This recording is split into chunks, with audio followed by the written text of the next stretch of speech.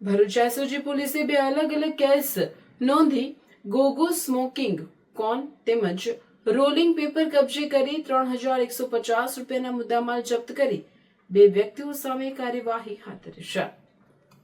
સગીરો અને યુવાનોમાં ચરસ ગાંજા જેવા નશીલા પદાર્થોના સેવનને પ્રોત્સાહન આપતી પ્રતિબંધિત સામગ્રીના વેચાણ પર અંકુશ મેળવવા માટે ડીજીપીની સૂચના અનુસાર સમગ્ર રાજ્યમાં સ્પેશિયલ ડ્રાઈવ હાથ ધરવામાં આવશે.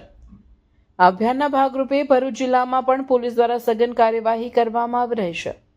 આ દરમિયાન ભરૂચ એસઓજી પોલીસે શહેરમાં તપાસ હાથ ધરી બે અલગ અલગ કેસ નોંધાવી ગોગો સ્મોકિંગ કોન તેમજ રોલિંગ પેપર કબજે કર્યા છે. એસઓજી ટીમે ભરૂચ શહેર વિસ્તારમાં ગોગો પેપર તથા રોલિંગ પેપરના વેચાણ અંગે તપાસ કરતા બે કેસો ઝડપી પાડ્યા હતા, જેમાં એક કેસમાં 1790 તથા બીજા કેસમાં 1360 કિંમતનો મુદ્દામાલ કબજે કરી બે વ્યક્તિઓ સામે ગુનો નોંધી કાયદેસરની કાર્યવાહી હાથ ધરવામાં આવશે. બંને આરોપીઓ સામે વધુ તપાસ ચાલુ છે.